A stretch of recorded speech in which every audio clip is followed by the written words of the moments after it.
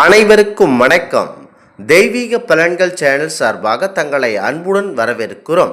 இன்று நம் காணொளியில் காண விரும்புவது கணவன் மனைவிக்கிடையே இணக்கத்தை ஏற்படுத்தும் தினப்பொருத்தம் சிறப்புகளை பற்றி இந்த காணொளியில் பார்க்கலாம். வாருங்கள் காணொளிக்கு செல்லலாம். மறக்காமல் ஒரு சப்ஸ்கிரைப் செய்யவும்.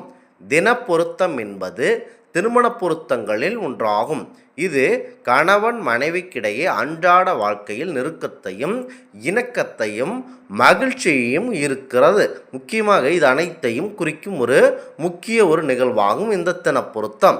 இது ஒரு பெண்ணின் நட்சத்திரத்திலிருந்து ஆணின் நட்சத்திரம் வரை எண்ணும்போது 2, 4, 6, 8, 9, 11, 13, 15, 8, 20, 24, 26 ஆகிய எண்களில் வந்தால் தினப்பொருத்தம் இருப்பதாக கருதப்படுகிறது.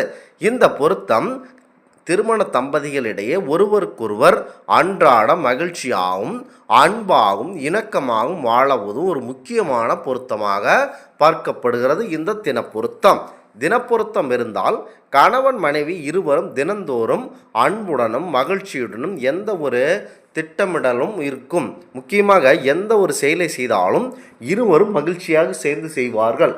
முக்கியமாக எதையினும் இருவரும் கலந்து செய்யக்கூடிய முக்கியமான ஒரு பொருத்தமாக தினப்பொருத்தம் இருக்கிறது. தினப்பொருத்தம் என்றால் அன்றாடம் வாழும் அந்த கணவன் மனைவியிடையே மகிழ்ச்சியை குறிக்கும் ஒரு முக்கியமான பொருத்தமாக இருக்கிறது. ஜோதிடர்கள் முக்கியமாக தினப்பொருத்தம் இருந்தால்தான் இருவருக்கும் திருமணம் செய்ய வேண்டும் என அனுமதிப்பார்கள். இணக்கத்துடன் வாழ்வார்கள். தினப்பொருத்தம் தம்பதிகள் ஒருவருக்கொருவர் அன்பாகவும் அரவணைப்பாகவும் இருக்க உதவும். இது முக்கியமான பொருத்தமாகும். தினப்பொருத்தம் தம்பதிகளிடையே மன ஒற்றுமையையும் மனதில் இருக்கும் சந்தோஷத்தையும் குறிக்கிறது. தினப்பொருத்தம் குறிப்பாக கணப்பொருத்தம் இல்லாத போது கணவன் மனைவி இருவரின் நீண்ட ஆயுளுக்கும் உறுதுணையாக இருக்கும் என நம்பப்படுகிறது. தினப்பொருத்தம் குடும்பத்தில் அமைதி மற்றும் மகிழ்ச்சியை நிலைநிறுத்த கண்டிப்பாக உதவக்கூடிய முக்கியமாக இருக்கிறது. திருமண பொருத்தத்தில் பார்க்கப்படும் கணவன் மனைவி இருவரின் மனம் மற்றும் அவர்களுடைய செயல்பாடு ஆகியவற்றை கருத்தில் கொண்டு பார்க்கக்கூடிய முக்கியமான பொருத்தமாகும். இந்த பொருத்தம் கணவன் மனைவிக்கிடையே ஒரு வலுவான பிணைப்பை ஏற்படுத்தும் என நம்பப்படுகிறது.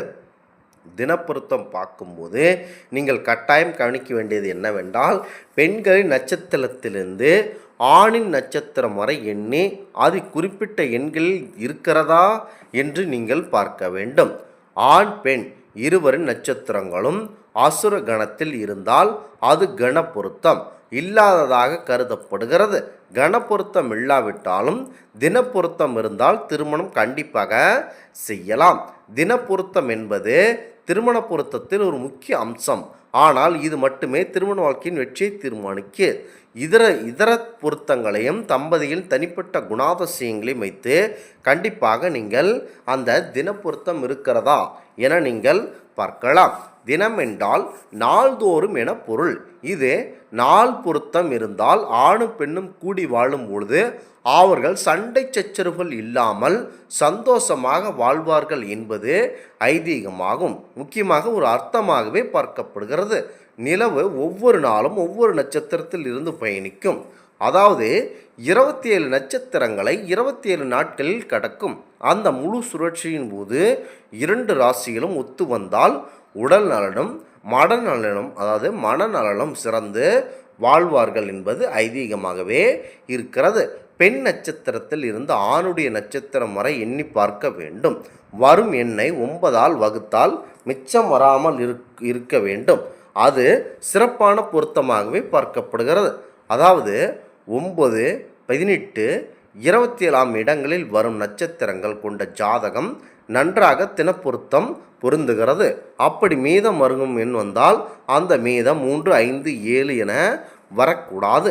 எடுத்துக்காட்டாக பெண் நட்சத்திரம் பரணி என்றும் வைத்துக்கொண்டால் மிருகசீரிடம் 3ஆவதாக வருகிறது.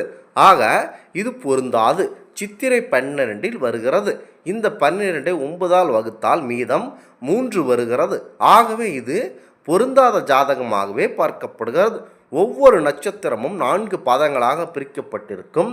ஆண் பெண்ணுக்கும் முன்னுள் நட்சத்திர பாதத்தில் பிறந்திருந்தால் நல்லது என கணக்காக இருக்கிறது. ரோகிணி, திருவாதிரை, மகம், நஸ்தம், விசாகம், திருவோணம், உத்திரடாதம், ரேவதி ஆகிய 8 நட்சத்திரங்களும் ஆண் பெண் ஒரே நட்சத்திரமாக அமைந்திருந்தாலும் மிகவும் பொருந்தும். அஸ்வினி, கிருத்திகை, மிருகசீரிடம், புனர்பூசம், பூசம், பூராடம், உத்திரடாதம், சித்திரை, அனுசம், பூராடம், உத்திரடாதம் எனும் 11 நட்சத்திரங்களில் பிறந்த ஆணும் பெண்ணும் ஒரே நட்சத்திரமாக அமைந்திருந்து ஒன்று சேர்ந்தால் சுமார் நிலை எனவும் பார்க்கப்படுகிறது. பெண்ணின் நட்சத்திரம் எந்த தொகுப்பானாலும் ஆணின் நட்சத்திர நிலையை எண்ணி வருகையில் அதன் தொகுப்பில் ஒன்றால் நட்சத்திரமாக இருக்குமேயானால் அது சுமாராக பொருந்துகிறது என கணக்கிடலாம்.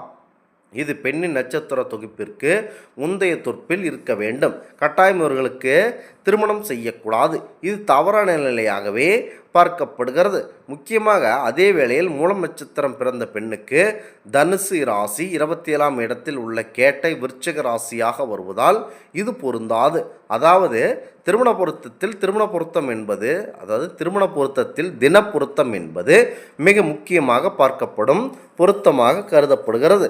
தினம் என்பது நட்சத்திரத்தை அர்த்தமாக குறிக்கிறது. திருமண வாழ்க்கையில் கணவன் மனைவி தினந்தோறும் அன்பாக இருக்கும் தினப்பொருத்தம் மிக முக்கியமாக என கூறுகிறார்கள் ஜோதிட வல்லுநர்கள். தினப்பொருத்தம் என்றால் முக்கியமாக திருமண பொருத்தத்தில் தினப்பொருத்தம் இல்லை என்றால் தினப்பொருத்தத்தை ஈடு செய்யும் அம்சம் என்னவென்று பார்க்க வேண்டும். திருமண பொருத்தத்தில் ராசி பொருத்தம், ராசிய அதிபதி பொருத்தம் என 2 முக்கிய பொருத்தத்தை பார்க்கிறோம். ஆனால் லக்ன பொருத்தத்தை பெரும்பாலானோர் பார்ப்பதில்லை. ஜாதகரின் செயல்பாடுகளை தீர்மானம் செய்வதாக ஆரோக்கியம், அதிர்ஷ்டம், ஆயுள் காலம் ஆகியவற்றை குறிப்பிடுவதாக லக்ன பலன்கள் பார்க்கப்படுகிறது. திருமண பொருத்தத்தில் எவ்வளவு முக்கியத்துவம் மற்றும் நம்பிக்கை கொடுக்கிறோமோ அதுபோல லக்ன பலத்தையும் பார்க்கலாம். ஜாதகத்தை ஆணுக்கும் பெண்ணுக்கும் அமைந்துள்ள ஜென்ம லக்னங்கள் 1, 5, 9 ஆக இருந்தால் நட்சத்திர பொருத்தத்தில் தினப்பொருத்தம் இல்லாவிட்டாலும் 1, 5 லக்னங்களை முதல் தர தினப்பொருத்தமாக எடுத்துக்கொள்ளலாம். முக்கியமாக எது எப்படியோ நட்சத்திர பொருத்தத்தில் தினப்பொருத்தமும் இல்லை, ஜாதகத்தில் லக்ன பொருத்தமும் இல்லை என்றால் ஆண் பெண் இருவரின் பாலாரின் ராசிப்படி ஜாதகத்தில் சுக்கிரன் ஒரே ராசியில் அமைந்திருந்தால் தினப்பொருத்தமாக எடுத்துக்கொண்டு திருமணத்தை பார்க்கலாம். முக்கியமாக நீங்கள் தினப்பொருத்தத்தை வருமாறு நீங்கள் பார்க்க வேண்டும். இந்த ஆன்மீக தகவல் உங்களுக்கு பிடித்து இருந்தால் தெய்வீக பலன்கள் சேனலை கண்டிப்பாக சப்ஸ்கிரைப் செய்து கொள்ளவும். மீண்டும் ஒரு நல்லதொரு காணொளியில் உங்களை சந்திக்கிறோம். நன்றி, வணக்கம்.